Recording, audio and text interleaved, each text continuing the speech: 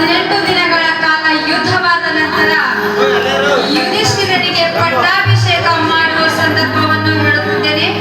ಹಾಗೂ ಯುಧಿಷ್ಠಿರನು ಶ್ರೀ ಕೃಷ್ಣನಿಗೆ ಶಾಪ ನೀಡುವಾಗ ಗಾಂಧಾರಿಯು ತನ್ನ ನೋವನ್ನು ವ್ಯಕ್ತಪಡಿಸುತ್ತಾಳೆ ಹಾಗೂ ಶ್ರೀ ಕೃಷ್ಣನಿಗೆ ಶಾಪ ನೀಡುವ ಸಂದರ್ಭ ಇದಾಗಿದೆ.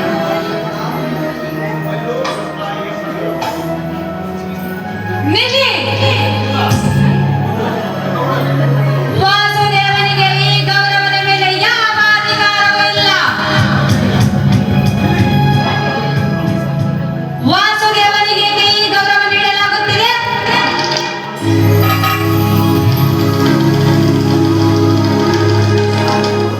ಗಾಂಧಾರಿ, ವಾಸುದೇವನ ಅಧಿಕಾರ ಎಲ್ಲರಿಗಿಂತ ಮಿಗಿಲಾಗಿದೆ. ಜ್ಯೇಷ್ಠ ವ್ರಾತ ಸತ್ಯವನ್ನೇ ಹೇಳುತ್ತಿರುವರು. ಹೊತ್ತಿಗೆ ಶ್ರೀಕೃಷ್ಣನಿಗಿಂತ ಹೆಚ್ಚು ಶಕ್ತಿಶಾಲಿ ಸಮಗ್ರ ಆರ್ಯವರ್ತದಲ್ಲಿ ಯಾರೂ ಇಲ್ಲ.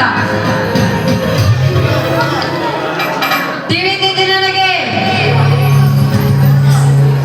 ಇವನ ಶಕ್ತಿಯ ಬಗ್ಗೆ ಹಾಗೂ ಇವನ ಚಮತ್ಕಾರಗಳ ಬಗ್ಗೆ. ವಾಸುದೇವನಿಲ್ಲದಿದ್ದರೆ ಪಾಂಡುಪುತ್ರನಿಗೆ ವಿಜಯ ದೊರೆಯುತ್ತಿರಲಿಲ್ಲ. ಈ ಯುದ್ಧವೇ ಆಗುತ್ತಿರಲಿಲ್ಲ. ತಿಳಿದಿದೆ ನನಗೆ ಇವನ ಶಕ್ತಿಯ ಬಗ್ಗೆ ಹಾಗೂ ಇವನ ಚಮತ್ಕಾರಗಳ ಬಗ್ಗೆ. ತಿಳಿದಿದೆ ನನಗೆ. ಆ ದೂತ ಸಭೆಯಲ್ಲಿ ದ್ರೌಪದಿಯ ಮರ್ಯಾದೆಯ ರಕ್ಷಣೆಯನ್ನು ವಾಸುದೇವನೇ ಮಾಡಿದ್ದನು. ಆದರೆ ಇಷ್ಟು ಶಕ್ತಿ ಇದ್ದಾಗಲೂ ಏಕೆ ಯುದ್ಧವಾಗಲು ಬಿಟ್ಟೆ? ವಾಸುದೇವ, ಕೇಳಲಿ ದೇವಕಿನಂದನ, ಕೇಳಲಿ ವಾಸುದೇವ, ಕೇಳು. ಒಬ್ಬ ಮಾತೆಯ ಹೃದಯದ ಪೋಟೆಯ ಮೇಲೆ ಬಂದಿರುವ ದುಃಖದ ರೋದನೆಯನ್ನು ಕೇಳು. ಈ ಆರ್ಯವರ್ತದಲ್ಲಿ ಎದ್ದಿರುವ ರೋದನೆಯ ಧ್ವನಿಯನ್ನು ಕೇಳು. ಅವರೆಲ್ಲರೂ ನಿನ್ನ ಕೈಗೊಂಬೆಗಳಾಗಿರುವರು ವಾಸುದೇವ. ಆದರೆ ಈಗ ನಮ್ಮ ಬಳಿ ನೀನು ಭಯಾನಕ ಕೃತ್ಯ ಮಾಡಿಸುತ್ತಿರುವೆ. ಕುರುಕ್ಷೇತ್ರದ ಭೂಮಿಯ ಮೇಲೆ ಎಲ್ಲರಿಗಿಂತ ದೊಡ್ಡ ಧರ್ಮ ನೀನು ಮಾಡಿರುವೆ ವಾಸುದೇವ. ನೀನು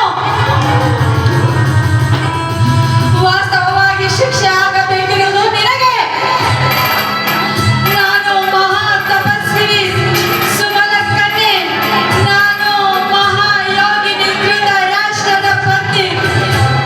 ನಾನು ದುರದೃಷ್ಟನಾದ ಕುರು ರಾಜಮಾತೆ.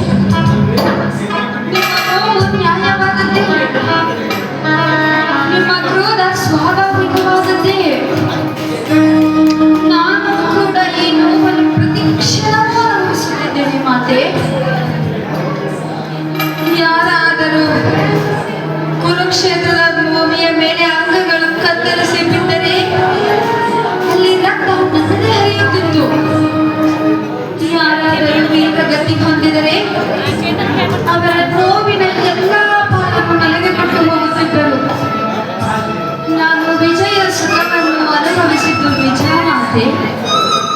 ಆದರೆ ಪರಾಜಯದ ದುಃಖವನ್ನು ಕೇವಲ ನಾನು ಮಾತ್ರ ಅನುಭವಿಸಿರುವೆ. ನಾನೇ ನಿಮ್ಮ ಶತ್ರು ಆಗಿರುವೆ ಮಾತೆ. ನಾನೇ ನಿಮ್ಮ ಮಿತ್ರನು ಸಹ ಆಗಿರುವೆ ಮಾತೆ. ನಾನು ನಿಮ್ಮ ಕೂಡ ಸಹ ಪುತ್ರನೂ ಆಗಿರುವೆ ಮಾತೆ. ಗುರು ಪುತ್ರ ಅಶ್ವತ್ಥಾಮನ